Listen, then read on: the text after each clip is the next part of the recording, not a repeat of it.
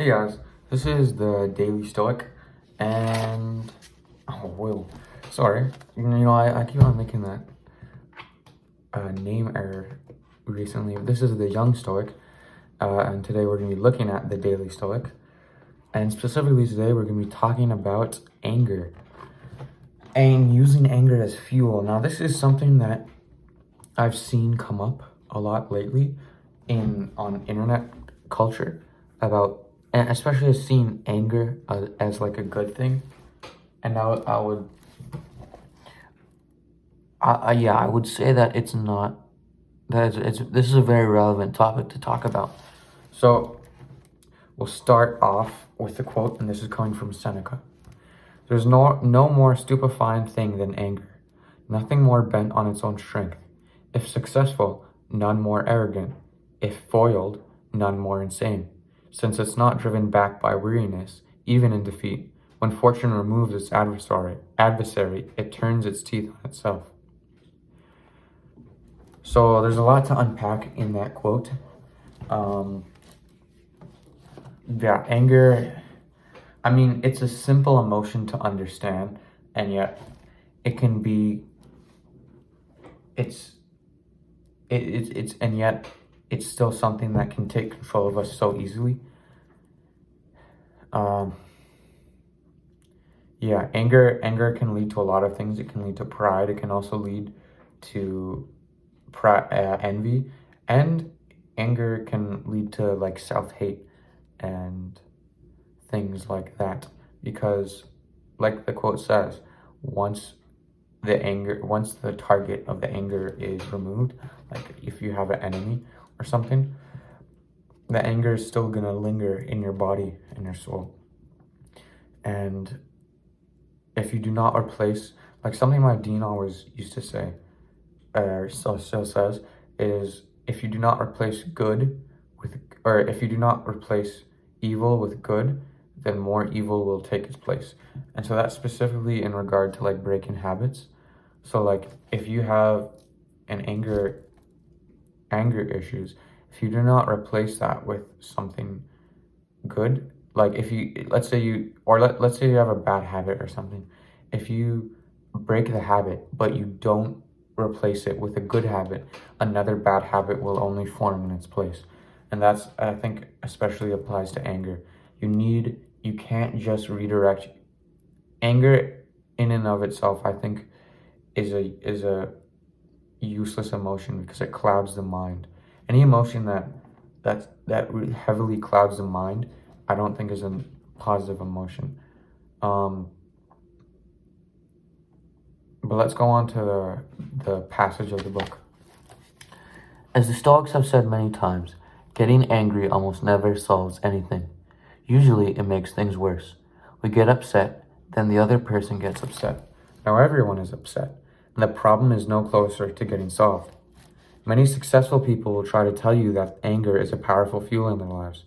The desire to prove them all wrong or shove it in their faces has made many a millionaire. The anger at being called fat or stupid has created fine physical specimens and brilliant minds. The anger at being rejected has motivated many to carve their own path.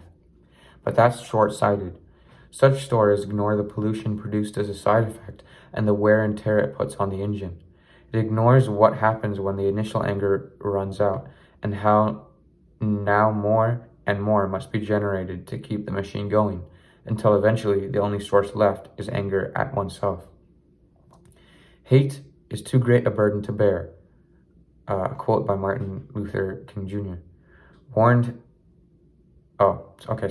Hate is too great a burden to bear. Martin Luther King Jr. warned his fellow civil rights leaders in 1967, even though they had every reason to respond with hate and hate. The same is true for anger. In fact, it's true for most extreme emotions. They are toxic fuel. There's plenty of it in our world, no question, but never worth the costs that come along with it. So, yeah, I would say, like this book said, anger is something that can be justifiable, but that doesn't make it good, and it doesn't make it productive. Like if you're hurt by someone, you definitely have the right to be angry, but that doesn't mean that it's best to be angry. Um, I'll give a really recent example of this. Last night we were having class games called at my school, and it was called Class Challenge. It's basically where grade 9, 10, 11, and 12 all compete in these games against each other. And we were about to start one of the events, and I was in line as one of the contestants for my grade. And one of these guys came over from my grade, and he started like kind of like jokingly trash talking the guys in the other contestants in my grade, and be like, "Oh, we're not gonna win this. Oh, you guys are gonna lose," or something like that. And it's just, I really wasn't in the right state of mind. Like, I was really tired at that point, and my mind was really tired. And so it's like, I really couldn't take any kind of like tomfoolery at that point. And so I basically grabbed him and shoved him to the side. And he grabbed onto me and basically stopped me. And the only thing that didn't stop like a fight from breaking out is that like he could have shoved me back, and that would not have been, that would have only escalated things, but he didn't. He actually had the cooler mind there. I didn't. I shoved him out of the way when it was completely out of line. I should not have done that. He was actually the one who had the more calmer mind, and I'm really grateful that he just let it go and didn't shove me back. And I'm gonna have to apologize to him for doing that in the first place. But that's a situation where anger just didn't help the situation at all. Even though like maybe I was justified in being angry at him for like disrupting the contest, like my teammates. But just even if it was justified, it wouldn't have made the situation any better. If he had responded with anger and kind. That's the thing.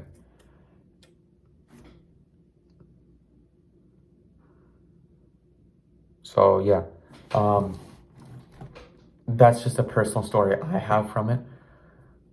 But I also want to talk about how anger today is really a subject that the culture today has really kind of, they haven't safeguarded it, or like they haven't acted in a wise manner when talking about anger.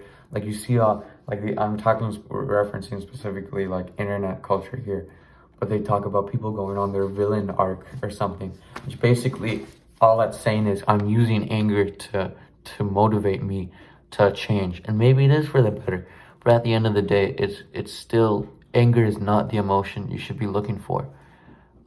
When you are trying to grow, you should be looking to aspire to be something greater, not out of anger, but for goodness, to make your world great, to make yourself great. Those kinds of things. You shouldn't be looking at anger and hate of those around you to fuel your growth, even though it can be very powerful. I wouldn't say that over the long term I'm motivated by anger that much. But I can definitely see how it can be a motivating factor for others. I would say that to an extent I'm motivated by envy or jealousy, but I wouldn't say that anger specifically I'm generally motivated by that. I guess just I haven't had people do things to me deserving of anger that would motivate me in any specific path, but that may happen in the future. I don't know. We'll just have to watch out for it. So with that, just always remember to keep check of your emotions and make sure that your anger, you do not let anger be the thing that controls you, because just like any other strong emotion, it will control you if it can. And that completely goes against Stoic philosophy. You should not have any emotion controlling you, especially one so destructive such as anger. And so always remember, if you see yourself doing something because of anger or hating someone else or something else, always check yourself and remember what your true motivations are for doing something. And if they're not, and if your motivations are only hateful, then you should probably not be doing that thing. So if you guys have anything you'd like to say or anything, comment down below. If you guys have any stories or anything, any strategies you want to talk about for combating hate, then feel free to comment them down below. Yeah, so with that, I hope to see you in the next video. And if I don't, then have a good life. Goodbye.